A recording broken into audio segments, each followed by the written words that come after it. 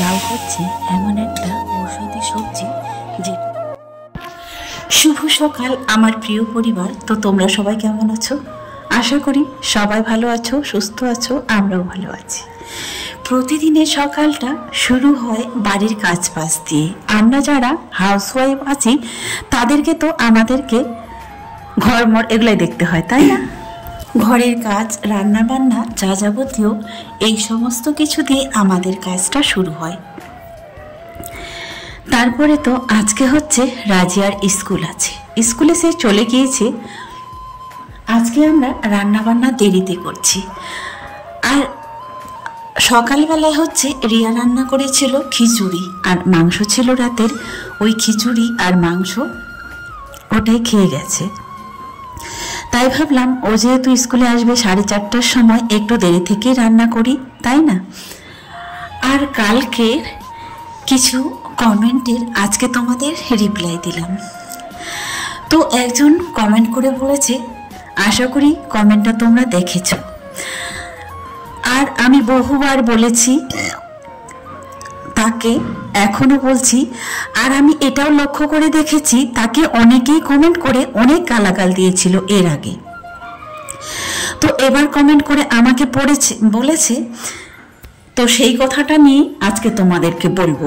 আর কে এটা এইভাবে কমেন্ট করেছে, কোথা থেকে করছে, আমার পিছনে সে কেনই বা লেগেছে, সব প্রশ্নের উত্তর আজ তোমাদের দিব। তো চলো পুরো ভিডিওটা দেখতে থাকো। মা যবে থেকে এসেছে টুকটাক করে আমাকে বসে বসে সেই সবজিগুলো কেটে দেয়, এতেই যেন আমার অনেক হেল্প হয়। কাল তোমাদের বলেছিলাম আমার শরীরটা প্রচুর খারাপ। তো এই নিয়ে আজ কিন্তু আমি সারাদিন শুয়েই আছি, একদম চোখ বন্ধ করে, চোখ খুলেও দেখতে পারিনি। ভয়েসটা দিচ্ছি আজকে, ব্লগটা তো কালকের, তাই না? তো আমি ভয়েসটা তার পরের দিনেই দিই। আসলে হুট করে যে কি হলো, হাত মুখ চোখ ফুলে গিয়েছে। আর তারপরে কি বলতো, সমস্ত শরীরে ব্যথা, কোমরে ব্যথা, পায়ে ব্যথা, সব কিছুতেই শুধু ব্যথা, আর প্রচণ্ড গায়ে জ্বর। এই নিয়ে কাল রাত থেকে আমি শুয়েই আছি। যখন দেখা গেল 4টা বেজে যাচ্ছে, 4টা 4:30 পর্যন্ত, তারপরে রিয়া বলছে রান্না করতে যাব। রিয়া যখন রান্না করার জন্য রান্নাঘরে আসলো, মা তখন ওর পিছু পিছু এসে আজকে রান্না বান্নাটা মাই করে দিয়েছে। মায়ের হাতের রান্না যদিও সবার কাছে প্রিয়, যার যার মায়ের কাছে সেই সন্তানের কাছে রান্নাটা একেবারে প্রিয় থেকে প্রিয়, যেটা ভোলার মতো নয়। মায়ের রান্নার কাছে পৃথিবীর সর্বশ্রেষ্ঠ রান্না হার মেনে যাবে, তাই না? তেমন এবারে যখন আমি মায়ের বাড়িতে গেছিলাম, মা হয়তো বেশিরভাগ আমাকে রান্না করে খাওয়াতে পারেনি, 1 বা 2 দিন খাইয়েছিল, তারপরে তো আমিই করেছিলাম। তো আমার মনে হচ্ছিল রান্নার যদি মা করে দিত তরকারিটা, তাহলে আমি খেয়ে নিতাম, এরকম মনে হচ্ছিল। তো চলো, যেহেতু এখানে 2 দিনের ব্লগ আছে, তারপরের দিন সকালবেলা ভাবছি মাকে কি খেতে দেব।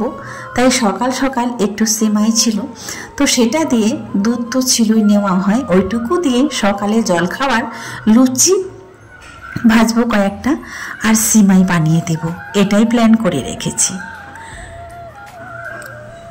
মুড়ি তো সব সময় খায়, আর আমার মনে হচ্ছে মা যেহেতু আমার কাছে এসছে, তো আমার মনে হচ্ছে কি রান্না করব, কোনটা খাওয়াবো, কি করব আজকে, সর্বক্ষণ যেন এটাই মনে হচ্ছে নিত্য নতুন যদি কিছু মাকে তৈরি করে খাওয়াতে পারতাম। তো ওই যে কথাই বলে না, ইচ্ছা থাকলেও অনেক সময় উপায় হয় না,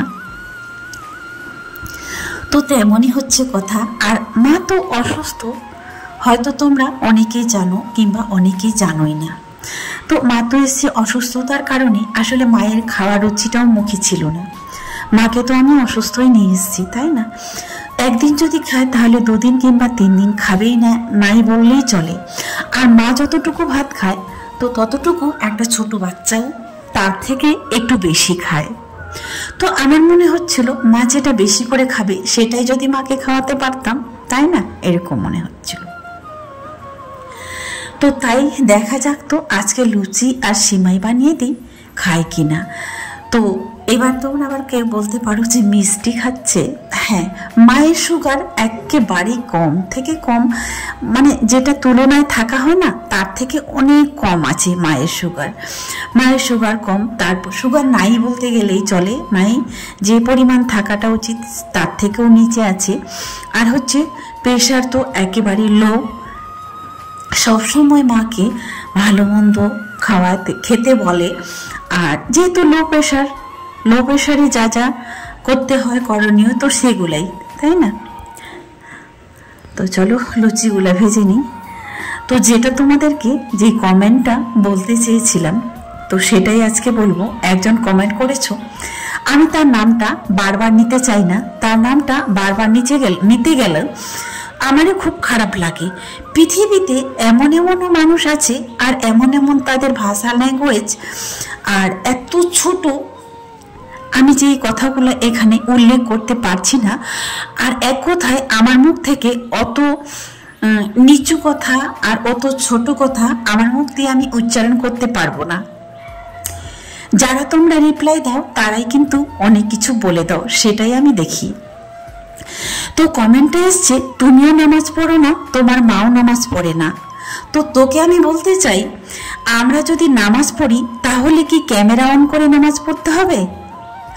আচ্ছা, তুই যদি এতই নামাজ পড়িস, রোজা পড়িস, তাহলে আমি তোর কথাটাই ধরে নিলাম।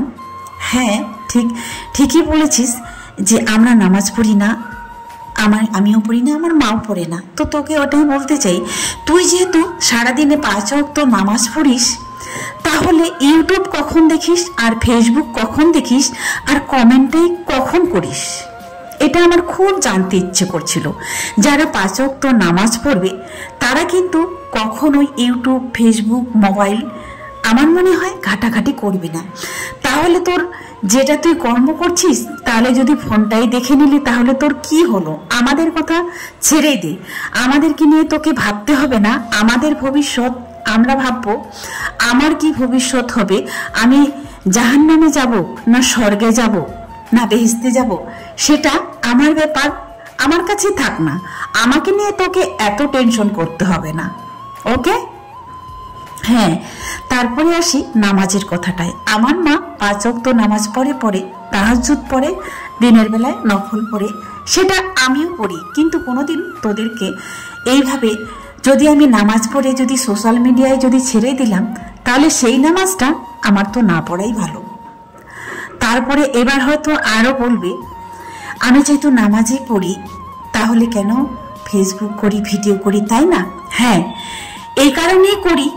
আমি সমস্ত কিছু দেখেছি, দেখার পরে আমি যে ইউটিউব করছি, ফেসবুক করছি, এটা আমার সংসার চালানোর জন্য, পেটের দায়ে, এটা আমার রুজি রোজগার, এজন্যই এটা আমি করছি। আশা করি আজকে স্পষ্টভাবে তোকে বলে দিয়েছি।